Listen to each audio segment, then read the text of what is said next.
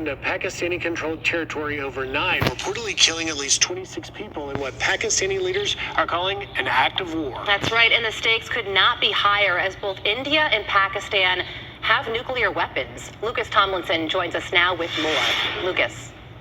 Well, good early morning, Carly and Griff. The Indian government says it launched airstrikes against terrorist camps in Pakistan in retaliation for a terrorist attack in Kashmir 2 weeks ago that killed dozens of civilians, one of the deadliest massacres in decades. In a briefing to reporters, Indian officials say 9 targets were hit in Pakistan and on the Pakistani side of the disputed Kashmir region. Here's President Trump after learning about those strikes. It's a shame we just heard about it just as we were walking in the doors of the Oval. Just heard about it. I guess people knew something was going to happen based on a little bit of the past. They've been fighting for a long time. You know, they've been fighting for many, many decades and centuries, actually, if you really think about it. No, I just hope it ends very quickly. Now, the dispute over Kashmir dates back to 1947, following the partition of British India into India and Pakistan. Both countries claim the entire Himalayan region. For decades, the area has been contested. The strikes overnight marked the deadliest encounter between nuclear-armed nations in over 5 years. At least 2 Indian fighter jets were reportedly gone down. Pakistan claims to have shot them down. Both India and Pakistan are bitter enemies and have fought several wars, the last one back in 1999. The Trump administration is urging both sides to de-escalate the tension. Secretary of State Marco Rubio said in a statement, quote, "I am monitoring the situation between India and Pakistan closely. I echo the president's comments earlier today that this hopefully ends quickly and will continue to engage both India and Pakistani leadership toward a peaceful resolution." And Pakistan has denied involvement in the terrorist attacks and said it would respond to the Indian airstrikes at a time and place of its own choosing. Griff, Carly? Well, Lucas Thompson live for us. Lucas, thank you so much. Let's bring in Chief Editor of the Middle East Forum, Jim Hansen. Jim, good morning to you. You know, we're talking about an escalation in conflict between 2 nuclear-armed countries. How should we view this development, and what happens next? Yeah, there's no upside to any of this. This is not the first time that Pakistani terrorists inside of India. The Mumbai attacks were done by apparently one of the same groups that was involved with this. And India holds the Pakistani government responsible for the fact that those groups are allowed to operate and, you know, have safe haven in their country. So the idea that they would attack what was a camp they say was one of the ones involved in this is not surprising. What remains to be seen is how badly Pakistan feels they need to go ahead and retaliate, and will that escalate things into open conflict? Jim, this sort of took everyone by surprise, obviously, that follow global events here in the U.S. And now, as you point out, we have 2 nuclear-armed countries with a long history of war. How concerned are you that this escalates? You know, these guys have been butting heads for, if you look at the Hindus and Muslims fighting in that area for thousands of years, but if you look at just the India and Pakistan since 1947. So they have an ongoing dispute over Kashmir, the entire region. One of the more interesting things, they have a border crossing there where every day the 2 countries have their militaries dress up and they have essentially a dance-off. They have a conflict of you know, parade where there are bleachers on both sides. The tourists come and watch. This is a kind of a low simmering boil at all times. Now the fact that there was a terrorist attack killing, you know, dozens of tourists in India, and now the retaliation inside of Pakistan, that could definitely reach a much higher boil if this doesn't, you know, stop soon. Well, if this does escalate, we have good relations with India mixed with Pakistan. What does U.S. involvement look like? You know, there's been a shift over the past few years where Pakistan has begun aligning more tightly with China, and India has been aligning more tightly with the United States, both in the military hardware they buy and in overall relations. India is one of the countries that President Trump is most likely to make a trade deal with in the near future. So I think we have a large amount of, if not influence, at least connectivity with India and less with Pakistan. We've been removing ourselves from them. So hopefully we can, you know, convince the Indians that this does not need to turn into another war. We've got a land war in Europe that's been going on for 3 years. The Middle East is still on fire. we do not need the two large countries there with nuclear weapons turning this into even a more dangerous situation. Jim, let me just, lastly, work in here. How does China or Russia factor into this incident? Russia used to supply a lot of military equipment to India, and that's been less over the passing years. And as I mentioned, China has become more tightly aligned with Pakistan. We used to have a very, a tight relationship with Pakistan. It was never good. We never had a trusted relationship with them because they have so many terrorist groups that operate in their territories. They had bin Laden hidden there for years and years. So we've moved away from that as we moved away from Afghanistan. So I think there is the element of a U.S. and China behind the scenes on this, both probably talking to the respective countries. And the hope is that we can at least say this does not need to become a larger war. And it's certainly, no one wants this to go to the highest level, and have the nuclear genie out of the bottle. Jim Hansen, thank you. Neville, let's return to him in New Delhi. You have some more breaking news for us. Well, we've just heard from AP News Services that Pakistan has said that they have shot down 2 Indian jets. Now, we don't know, we cannot confirm this at the moment, but it won't be, like 2019 when Indian fighter jets had entered the airspace of Pakistan into in sort of a dogfight which took place, and one of the jets was shot down. The Indian pilot was captured, to a lot of embarrassment to the Indian government, because he was obviously made a showcase by Pakistan. They paraded him. They brought out pictures, a video of him, a sort of interrogation of him. And after quite a few days, after lots of negotiations between the two sides, he was returned, and that return was also broadcast across Pakistan and across this region to show of what had happened. Now, we don't know of these these 2 planes being shot down, because it's coming from the Ministry of Defense from Pakistan. Let's wait and see what actually happened, or what has happened.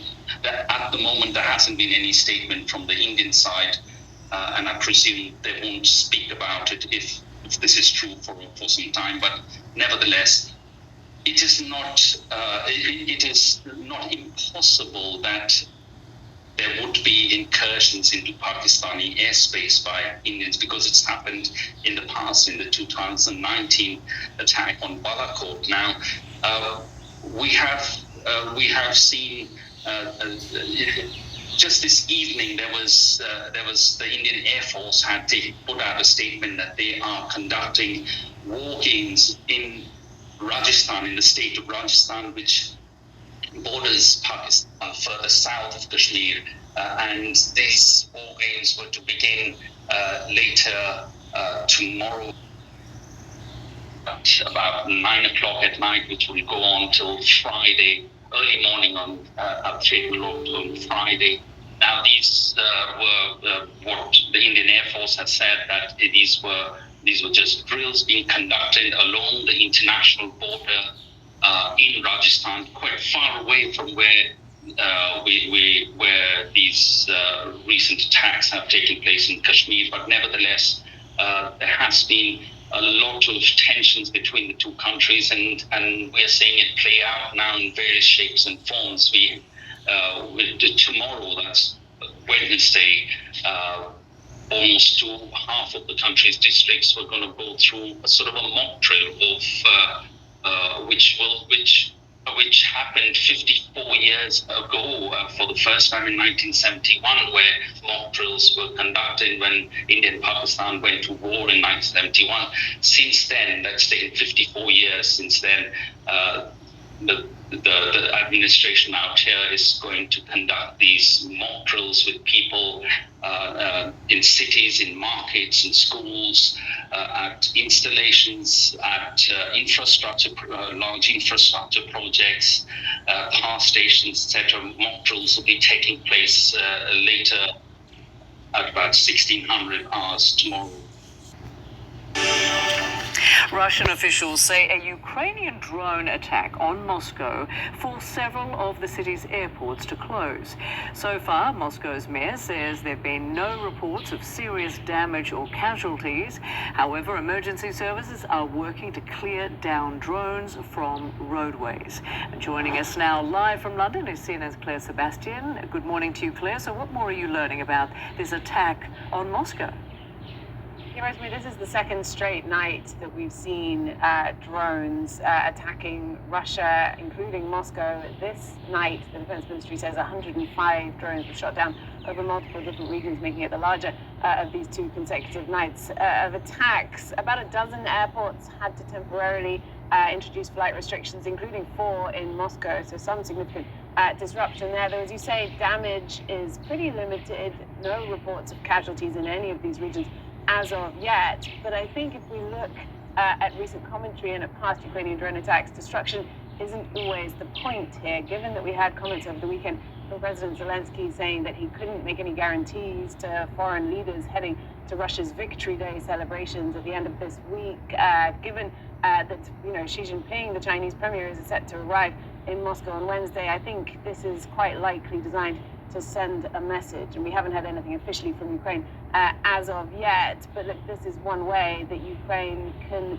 embarrass Russia, can undermine its sense of security, can undermine its efforts to use the victory celebrations to build public support for its war in Ukraine. And as Ukraine tries to call on its allies, especially the US, to ramp up pressure on Moscow to agree not to a 3-day ceasefire over Victory Day, but to a 30-day ceasefire, this is one way I think Ukraine can take matters into its own hands. Rosemary? All right, thanks to Claire Sebastian joining us live from London with that. Well, Ukraine says its troops still have a presence in Russia's Kursk region and hold a buffer zone in the border areas. Last month, Russian President Vladimir Putin claimed that his forces had defeated the Ukrainian incursion there, and they were aided by troops from North Korea. CNN's Will Ripley has more on that. It was the worst-kept secret of the war in Ukraine. For months, North Korea and Russia denied teaming up on the battlefield, even as the evidence and casualties began piling up. Ukraine said they had a hard time capturing North Korean soldiers alive, claiming they blew off their own faces with grenades, choosing death over the risk of exposing the mission. Then, seemingly out of the blue, Comrade Kim Jong-un decided on our armed forces' participation in the war and informed the Russian side. North Korean troops in Kursk, honored on state TV, praised as selfless warriors, shedding blood to defend a brother nation.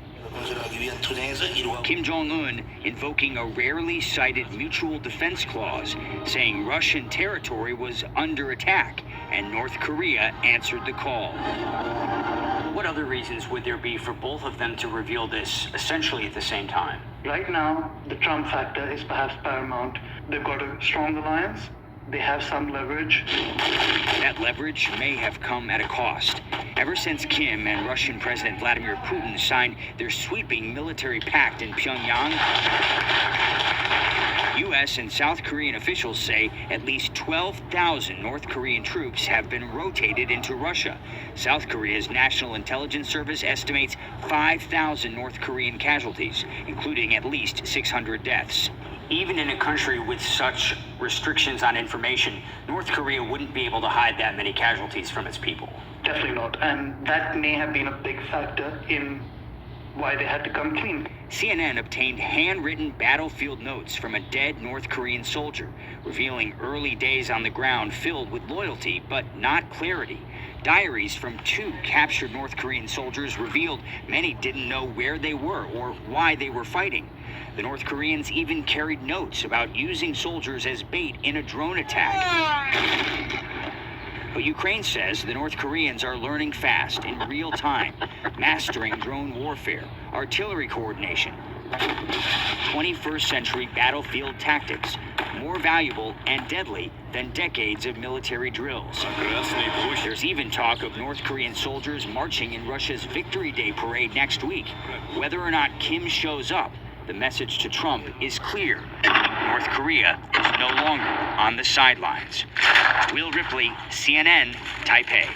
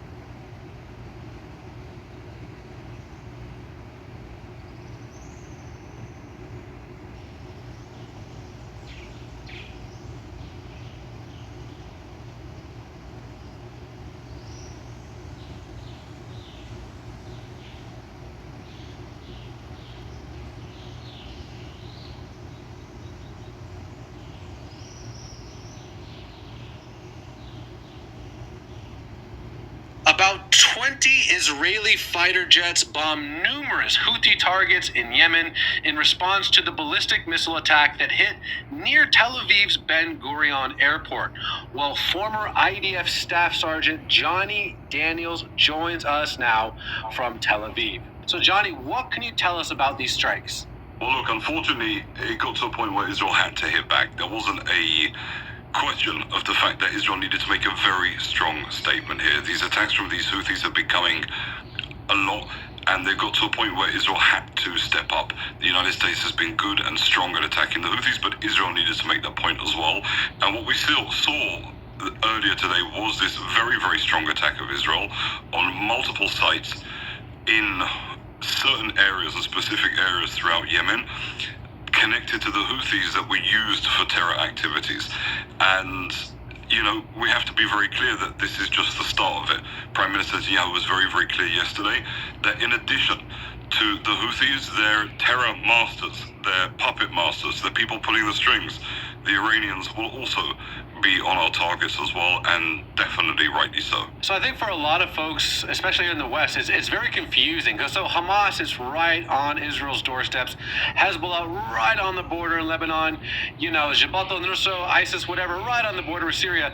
But Yemen is like 1,300 miles away. So can you just explain why are the Houthis attacking Israel? The Houthis are nuts. I mean, there's no question of it. This is a group of people, the terrorists, who are really in a failing country. Yemen is a country that is experiencing unbelievable poverty. People literally don't have shoes in Yemen. And these terror groups, like the Houthis, provided by the Iranians, are spending hundreds of thousands of dollars per time shooting missiles towards Israel, where they could be feeding their people. They, for whatever reason, have decided that they want to join on in this fight, want to support their Palestinian brothers in their fight against us, and this is the battle that we're facing. So I've been following you on Instagram for years now. There's probably no one I know who's more up to date on what's happening right now in the Middle East.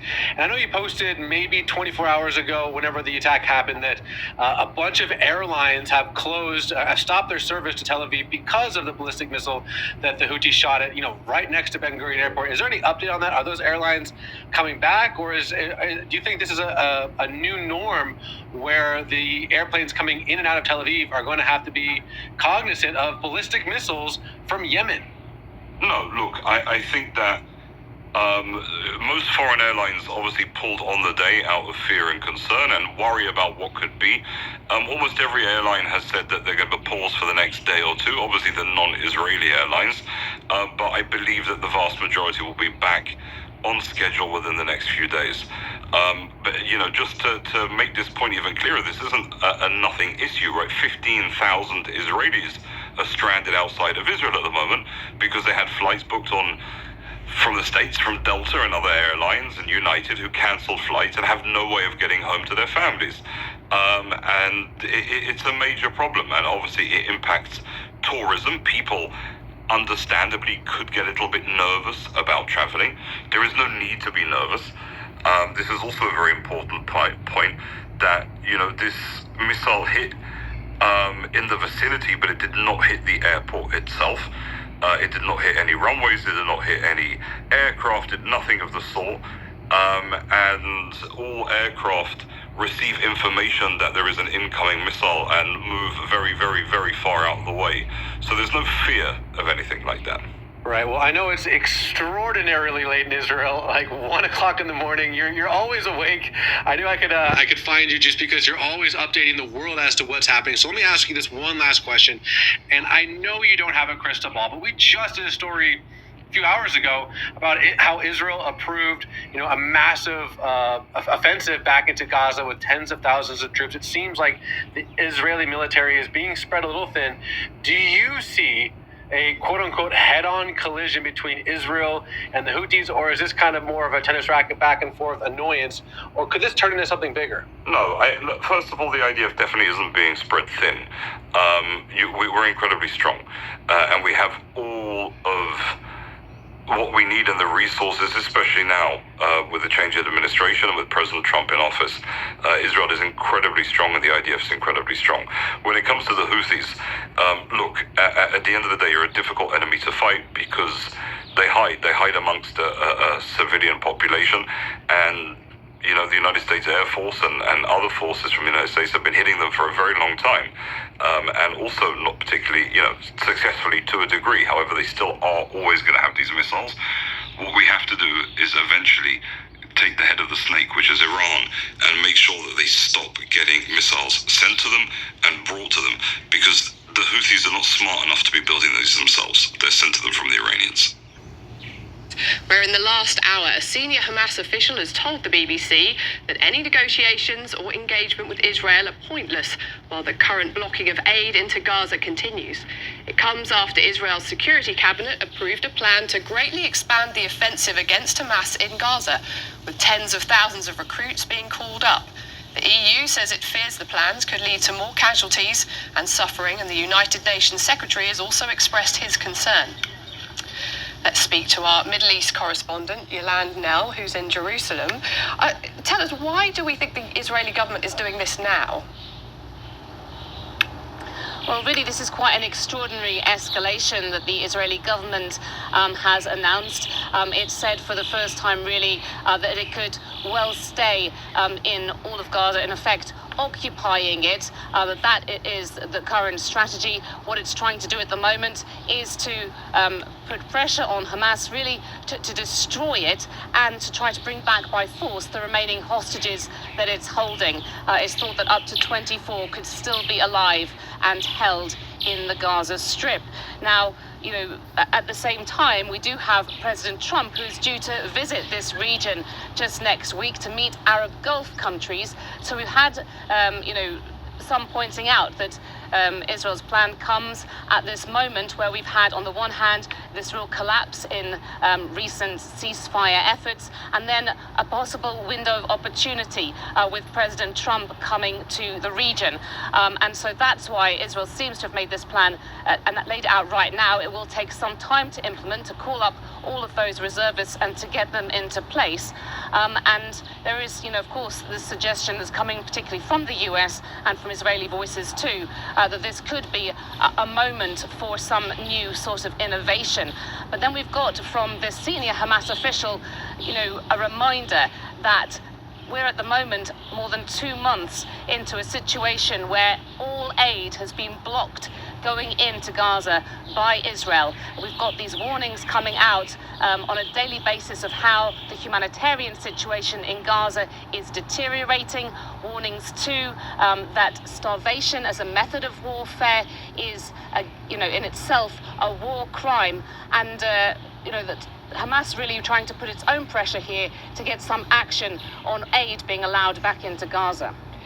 Do you get a sense of how widely supported this is by people in Israel for the country to expand its military operation in Gaza?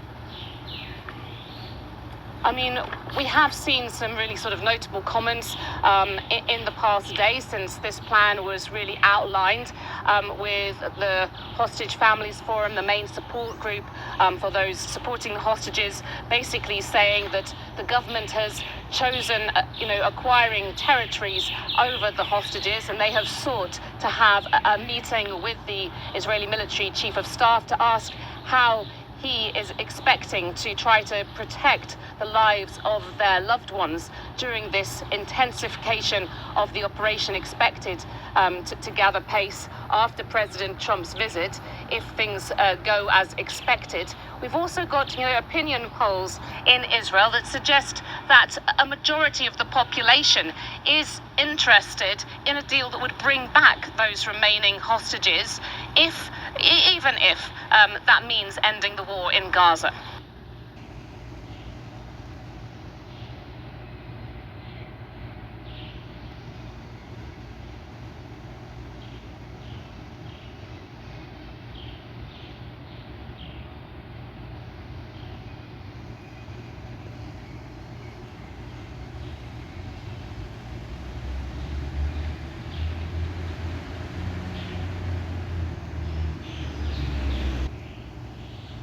East next week for the first official foreign trip of his second term. So we're going to be having some conferences next week. I'll also be going to Saudi Arabia and other places. We'll be going to UAE and Qatar. And some of you will be going with us, so have an interesting time. The president's presence in the region comes as Israel just approved a plan to capture the entire Gaza Strip, holding captured territory until all of its war goals are met, including eliminating Hamas and freeing the remaining hostages. Daniel Flesch is a former senior advisor to Israel's mission at the United Nations, a former IDF paratrooper and visiting fellow in the Allison Center for National Security at the Heritage Foundation. And he joins me now. Daniel, good morning to you. Approving this plan to capture the entire Gaza Strip and also calling up tens of thousands of reserve fighters to do so is a big deal. So tell us about the significance of this decision and how you think this will all play out. Yes, well, good morning, Carly. Thank you for having me. This is Israel demonstrating its intent to finally take the one thing Hamas holds most dear, which is territory. Hamas is demonstrating it's more than willing to sacrifice its own civilian population in Gaza and does not care about its own survival, but really cares about territory, because how can you fight Israel and try to reclaim Palestine, as they call it, without territory? So this is demonstrating Israel's resolve to take that from them with a classic counterterrorism strategy of clearing, holding, and then building upon a territory. Now, each phase remains indeterminate at this point, but this is demonstrating Israel's resolve to finally take from Hamas territory, which can actually finally spell the beginning of the end of this war. And again, we know from the past two hostage for ceasefire negotiations and deals that were done, in the one earlier this year and the first one in November of 2023, that military pressure brings Hamas to the negotiating table. Now Israel's showing that it will bring military pressure, in addition territorial pressure that perhaps could also receive the release of some more hostages. And Israeli officials said that Hamas has until President Trump's Middle East visit next week to make a deal, or the next ramped up phase of this war and capturing territory will begin. The European Union, though, does not like this idea. They released a statement saying escalating would result in further casualties and suffering for the Palestinian population, and urged Israeli forces to exercise the utmost restraint. Israel is no stranger to pressure, and here it is again. I'm sure with your workings with the UN, you're not surprised by this comment, but what is your reaction to this pressure that Israel is once again facing from the international community? You're right. I am not at all surprised by these comments from the Europeans. For many months last year, many in the international community, including Europe, including the UN, were saying that Gaza was facing starvation and a famine. That turned out to be false. Many, including the previous American administration, said that Israel cannot go into certain cities in Rafah without moving the civilian population to keep them out of harm's way. That proved out to be false. And if you look at the history of armed conflicts in the 21st century, Israel has far surpassed any sort of standards in ensuring that civilian casualties are kept to a minimum. So all the naysayers and all the other European communities and leaders out there who say that Israel should not be doing this, it is only because Israel has been defying those perceived warnings that is able to defeat Hamas, which is a threat not just to Israel, not just to the United States, but also to Europeans. So it is a good thing that Israel will not be heeding these warnings, that Israel needs to do what it can to defeat Hamas in this war for survival. I mean, it's a big goal. And, you know, as a former IDF paratrooper, just militarily, is it possible for Israel and the Israeli military to take over the entire Gaza Strip, get the Hamas fighters out, and keep the Israeli hostages safe in the end? Certainly would be a difficult challenge, and it's not clear just yet if Israel needs to take over all of the Gaza Strip, for example, and that's obviously what's being discussed at this point, but we are not even into day one of this Operations Gideon's chariots just yet. In fact, as you mentioned earlier, it's supposed to start after President Trump leaves the region next week, so perhaps this is a time for Hamas to actually want to negotiate some sort of ceasefire and release more hostages, but certainly Israel is more than capable of taking over, conquering a territory like the Gaza Strip. It has effectively done that since October 7th when Hamas launched the war and invasion against Israel. And now it's just a matter of holding territory, which also could lead to the day after in Gaza. But again, the best thing for the Gazan people, for the Israeli people, and for the world is to defeat Hamas, to see it rid of territory to control, and that's what this new strategy, this new operation seeks to do. Hopefully the threat alone will get Hamas to the negotiating table. Daniel, thank you so much for joining us.